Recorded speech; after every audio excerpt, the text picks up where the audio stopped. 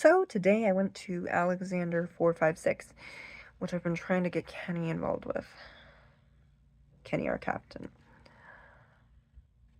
But, all in good time. Good things will come to those who wait. So, anyway, there is a entity known as Osari, or Osari. It's a Middle Eastern name. And we had an interesting session. A lot of it didn't really make sense. It was very cryptic, and that's quite common. Sometimes, if you forget to turn off your Wi-Fi and your internet and that kind of thing, and the data, there will be some interferences. It was also a very pretty busy road. Like every 5 seconds, every 5 to 5 minutes there was a car passing. And thankfully, it was a very, it was a pretty safe place, and I was respectful, and I put my equipment across the street because I knew that this particular entity wanted distance from me. And we had a very unique connection. The way that I was able to connect with this particular demon was to make him laugh. I made him laugh, and I actually, during the session, I had my headphones on. I could actually hear this laughter, like that kind of laughter, and I was just like, I was just being me. I was just vibing and being me, and all of that. And I know, one of the things that people fear is the most is like possession. Okay, possession. I'm just gonna let you know. Possession is a lot more trouble than it's worth, okay? Just think about it. You're having, if any of you have experienced mental illness or you're still experiencing it, which you probably are. I mean, mental illness doesn't just disappear. It can appear out of nowhere, but that doesn't logically happen either. But when you have conflicting, whether it's the voices in your head, like your imagination, your conscience, a character that you've created, whatever it is, there's a lot going on in there, especially if you've got ADHD. Think about that. And to be a demon and to possess someone is just not really probably a fun activity for them. So rest assured, this entity has no desire to possess anyone. But it is on one of my radars. It is a class 2 demon. So that means that this is a pretty powerful one.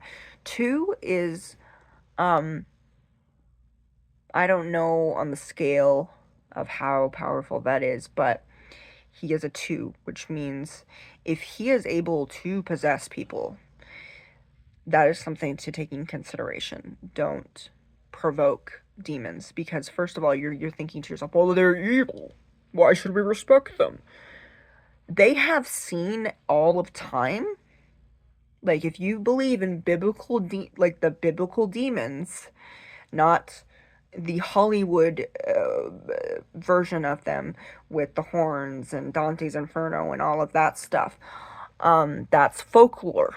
That is folklore. It's not fact. Folklore. Do your history first. And that kind of thing is demons have seen all of time. They've been here all of this time. And imagine if you're a if you're just like some old person on a porch somewhere and somebody just starts talking to you and starts being very aggressive about it and will not leave you alone. Do you think that that would be kind of disrespectful? I mean, you would never do that to someone that was rocking, on a rocking chair, rocking back and forth. They've seen a lot of time go by, okay? Like an elderly person. And you respect them because they survived as much as they did. Now, do you have to like them? No, you don't have to like them. Same thing goes for demons. That is, consider it a demon to be an elder. You do not have to like them. You do not have to befriend them. You do not have to interact with them. You don't have to engage with them. But give some respect to that entity.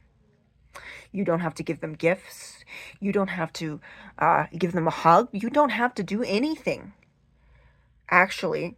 But I'm gonna say, do you go out of your day? When you see evil out in the world, do you ever think in your mind, if you see somebody that is doing something that is destructive to another one, somebody's shooting someone else, someone's beating up somebody else, do you think to yourself, hey, let me get involved and tell them how wrong it is? No, you don't. You don't. You respectfully keep your distance because you don't want to be shot. You don't want to be killed. You don't want to lose your life that day. Same thing with demons. Don't disrespect them. The worst case scenario, they could possess you. Possession very rarely happens with ghost hunting. I'm just gonna say. And the reason is I've been following paranormal stuff since I was 9 years old. I've read the stories. I went to George Norrie's site. I listened to stories. I watched shows. I immersed myself and absorbed as much information as I could. I was a sponge to all of these things.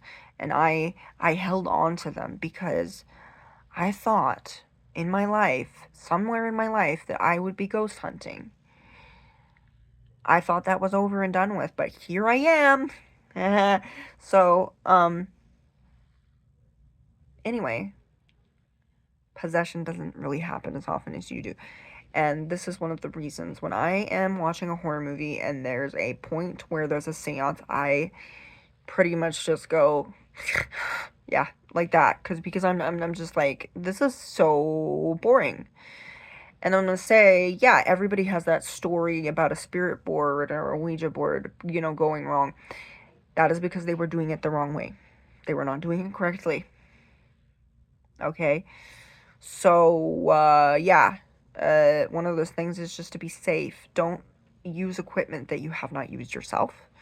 Do not bring anything that you have not melded with. Otherwise, something that is used to your energy, like when you use something over and over, it's like a muscle and it's just natural. You just naturally do that. Make sure that it's something that's like that, because if you have something that's brand new, if you bring some brand new equipment to a brand new location and expect it to work, and you're gonna spend all day trying to figure out how to work it because you didn't read the manual, or you didn't, practice beforehand.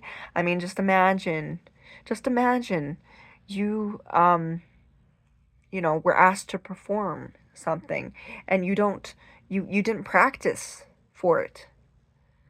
Things are not going to go well. But during a session, it is natural for entities, if you're speaking to just one, whether it's through a Ouija session or whatever, it's natural for them to kind of switch. That's okay. I was talking one time I was just my phone, just looking at my phone, and I was like, huh, who?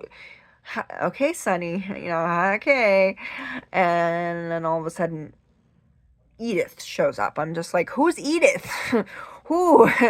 And the thing is, I don't know the name of every single one of my spirit guides. I mean, do you know every single name, every name, um, every star's name in the sky? No, we don't, because there's vast amounts, and there's vast amounts of spirits that come and go and help you, and some try to destroy you. Maybe I don't know. But it's one of those things. Um, but also keep in mind, each spirit is unique and has a preference of what they like to use and what they like to do. And sometimes they're a little bit mischievous and they say, hey, you know what? I am really bored right now. Or you know what? hey, I bet you she would love to talk to you, okay? So they kind of switch it up, and the reason for this is that they communicate. Okay, logically, they would have to be able to communicate with one another. They live in the same dimension, okay? And as I said before, communicating, whether it's through a spirit board or it's through, um, uh, your equipment that you bought at the store or on your phone or whatever, just keep in mind that it's like making a long distance phone call to someone in a different country that's in the hills. Okay, it's gonna get really kind of garbled. Things are gonna be cryptic. Things are not gonna make sense. And not everything makes sense at the time. Sometimes it will make sense later. And also, sometimes you have to allow the spirits to kind of just adjust to your equipment. Maybe they need to adjust to your presence there. They need to kind of just to they need to know who you are and get used to your energy. It's just like befriending someone. You know, when you first meet someone, you might not be all that friendly with them, and they might not be that all that friendly to you. Because you can't expect that. I mean, sometimes there are people that just instantly click with you, and that's awesome. That's awesome. But um, it's a process, and you're thinking, well, what about these demons? I mean, you can't just well, what about these demons? You can't establish a rapport with them. You can establish a rapport. Do I take them home? No. In fact, I have a setup where I say, you are not to follow me home. Okay, you are not to come home with me. You are not to be with my family. You're not to do that, and they respect that. And you know why? Because I am assertive. I am calm. I'm a little bit goofy. I'm very chill. I do things. I am I am lax, but at the same time I am firm. So I am the kind of the perfect balance of, well, I'm not perfect, I would say. I'm a good, pretty good balance of the two. So I can kind of just be I can take the time to just, talk to these things, and I don't feel weird. I don't feel weird talking to dark entities at all, because you know what? It's quite possible that you have encountered dark entities and you didn't know it. Whether it's because and also another thing is, if you keep in mind, when people do things that are bad, or they hurt you, um that is about them. It is not about you, as you know. But it also may be in the fact that some of us have a dark side, and we have a light side. We have a side that's part of us that's beautiful, that's pure. And then we've got this side that, yeah, I might stay home today. I don't want to deal with people, and I just want to be in a dark cave somewhere and do that. So dark doesn't necessarily mean evil. Dark can just mean, I would prefer it to be cloudy outside rather than sunny.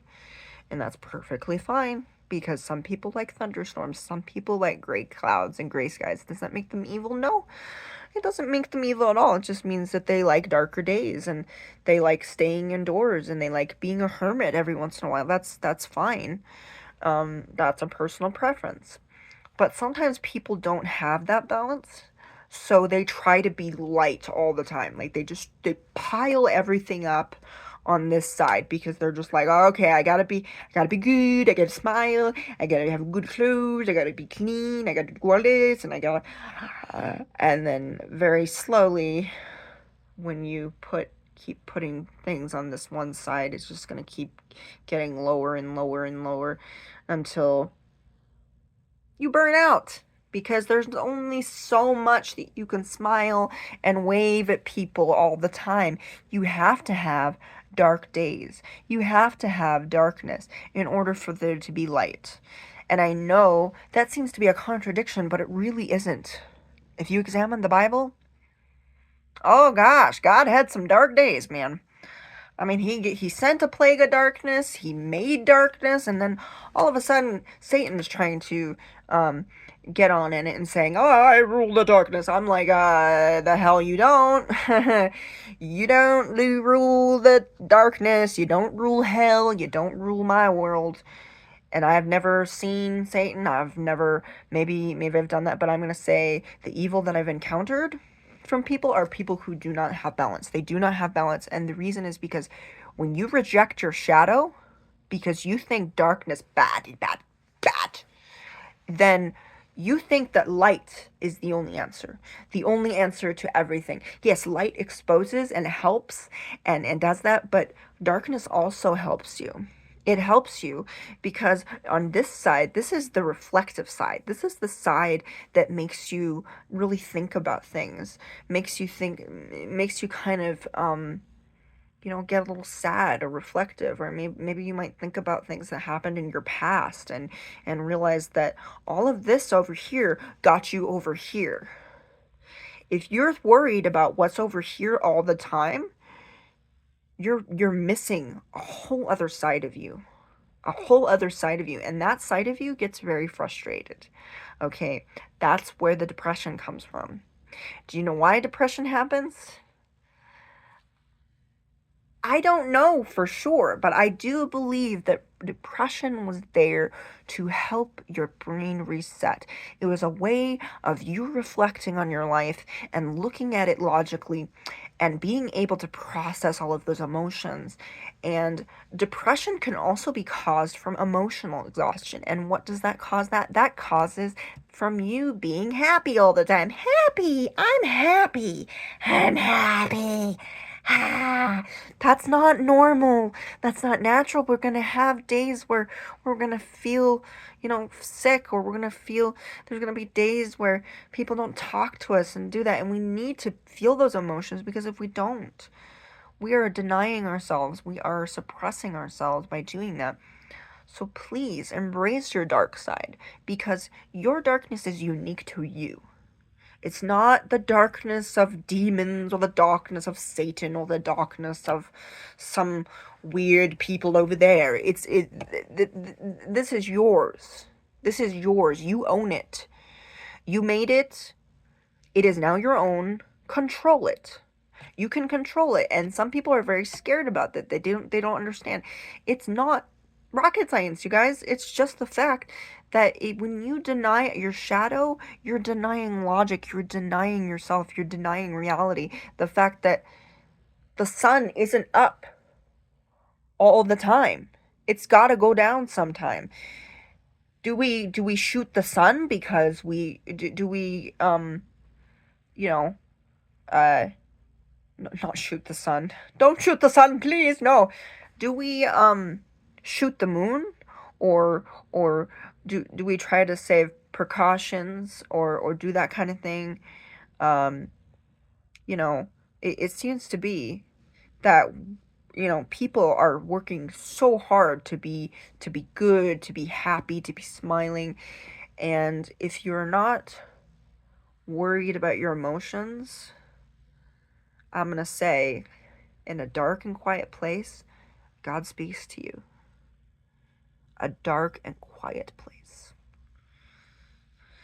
It's not the beautiful sun-dewed green valleys out there that you're gonna find peace and harmony. Sometimes in the darkest moments you can find light. And if it were not for the darkness, you would not have found the light. So love your darkness. Love your weaknesses and your strengths, the things that keep you vulnerable, because the things that make you vulnerable are the ones that will make you strong. And without that backup, without that darkness to be there, you don't have anything really to reflect upon. You cannot reflect, because despite this darkness, it's still you. It's still you. Because the darkness that I found was beautiful. It was like a cloak. It was like I put it on, and it was like it was meant to be on me. It was meant to be there, and all of a sudden it's like it just fits like a glove, and I'm just like, this is who I'm supposed to be. And I realized that I lived with half a soul for a long time because I was forcing myself to be happy when I wasn't. You can't force yourself to be happy. You can try, but I'm sorry, no matter how much you smile, it's not gonna get you to go above and beyond all of this, because until you address the dark things that happen to you and the darkness that's within you, you're going to be wondering why smiling isn't working. And the reason people get emotionally exhausted is because we expect so much from this side and we don't expect enough on this side. And that is a very tragic thing to me. Now, it's one thing. I think we should just not say darkness anymore, because guess what? We all have darkness, and there's nothing to be ashamed of when it comes to that. And there's a difference between darkness and evil. Evil is where you've come out of the darkness and you've decided to come into the light and do the things that you wouldn't have done in the darkness. Do you know what I mean?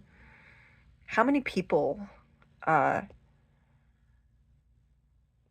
out of their way and like, because we all have this set, like religion tells us this, organized religion tells us this, like from church to church, it's always, don't fear the darkness, stay away from the darkness, don't go after it, don't engage with it, don't touch it, don't taste it, don't do anything with it. And it's just like, it's so contrary to what the Bible teaches. It's so contrary to what really to science itself. And people don't do things because they are dark, okay? People do things because they did not address certain parts of themselves and they let other parts of them take over. That is the reason people do things. It's not because they were in a dark place, okay? Yeah, you can say, I was in a dark place. And we say that, and I think we should stop doing that because, oh, I was in a dark place at that time. No, I was not in a good mindset, is what people should say. I was not in a good mindset at that time, rather than I was in a dark place, or it was a dark time. And I'm guilty of doing the same thing. I do that all the time. But it's just, it's unfortunate because we need to be able to just say, okay, the darkness is not an enemy. What lives in the darkness is, okay? And you know what? Evil lives in the light too. Because if you believe that demons were angels at one time, oh, do you think that they look like freaking meth heads? No. They're beautiful angels of light, you guys. So don't think that for a moment that you're thinking, oh, yeah. The evil things come out in the darkness. Oh, no. They come out of the darkness? Did you say that? They came out of the darkness? Okay. So, yeah, darkness is not exclusive to... evil is not just exclusive to darkness, okay? Evil can be anywhere and at any time. It doesn't have to be at a certain time of the day, a certain moon, or when the planets shift. It doesn't have to be any of that. Evil's going to be there. And sometimes evil isn't really just an entity. It is just a person. And when in my case, I have encountered evil people. I believe that they were, the things that they did were evil. And also, sometimes people do evil things without actually, they're not aware that that's what they're doing. They're not aware that they're doing evil things because they are sociopaths, narcissists. Maybe they subconsciously did this and they're not aware of it. And, but in that case, sometimes they just need to figure that out for themselves. You can't just go up to someone and say, why are you being so evil? Why? You can't always do that. So sometimes you have to just, let it go. But other than that, uh, be safe when you do things. Don't assume that because you have this certain set of beliefs that those are going to work out in the real world. You might have a set of beliefs, but I'm going to say if you believe that evil exists, evil does not care. It does not care whether they are in the dark or whether they're in the light, whether they are in the woods, whether it's night, whether it's morning. They don't care, okay? They don't. Now, thankfully, we have people that care. We have spirit guides, we have angels, we have Jesus and all of that, and whatever higher power that you believe in. Maybe you have a different higher power that I'm not aware of. But whatever you believe, whatever beautiful belief that you have, connect with those as much as you can. Connect with those friends, those spirits, whatever it is that can help you to be a stronger person. But I'm going to say the greatest evil that I have ever seen is ignorance that is driven by fear and hate. So many times have I seen people turn other people away because they didn't understand who they were or what they believed. They did not understand what they were all about, and they didn't bother because they were so passionate about what they thought was the truth. They thought that what they believed was the truth, and that anybody that didn't believe in that truth was, be gone with you. And that's a very narrow-minded way of thinking. And when I saw these people, they had a very small circle of friends, and they were people that pretty much had the same outlook, which was, anything that's not of God is of Satan. It was that. It was either black or white, no gray areas. There was none of this, none of that. It was just Satan, Satan, Satan. And it just seemed to me that they were more concerned about Satan than they were about God. And that kind of disturbed me. I mean, these were conservative Christian women that were very concerned. Like they were godly through and through, and as far as I'm concerned, they were. They were beautiful people. I loved them. I adored them. But I did not agree with that black and white thinking that the and putting rules on spirituality to the point where it was compromising their life experiences, their happiness, and that kind of thing. And I know what it is to do certain things over and over and over and over again, and then just expect, and you get yourself into this false sense of security. You think that you're actually living a wonderful life and then 10 years later you're like, that was not a good time in my life. That just wasn't. You think about it, you're just like, and you cannot put yourself in a box. You cannot put your spirituality in a box. You are not meant to be in a box. God is not meant to be in a box. So don't put limits. Follow the laws, by all means. Follow what you believe to be true. But if it means that you are not learning and you're not experiencing life, you need to find another path. A path that will lead you to balance and harmony and joy and just connecting with nature, connecting with your higher power, with the universe, whatever you believe in. Just imagine opening up a door to another world, a secret garden. That's why I loved keys as a kid, because I always imagined that I would find this key and I would open up a secret garden, and there would be all my dreams. That would be my happy place. That would be my place where I could be. And sometimes we have to, in order to do that, we need to step outside of our boundaries. We need to step outside of our comfort zone. Yes, listen to your instincts if you feel that you're in danger, but please don't go around and not talking to people because you think you know what they're all about, or you think that you know what they're doing, or who they are, because turns out you probably don't know them. Do you know there are three sides to every person? One side, they show to the world. The second side, they show to only their friends and family. And then the third side, they don't show to anybody. That is your true self. That is the self. That is your secret self. You don't share that with anybody. Never. You might share it with one person, and that either may be your partner, or it may be just God or your higher power. And for all we know, there might be even more than three. And that's based on a old Japanese proverb that there are three masks. Everyone wears three masks or three faces. And that's true. And we have, I'm going to say, people are like onions. We have layers.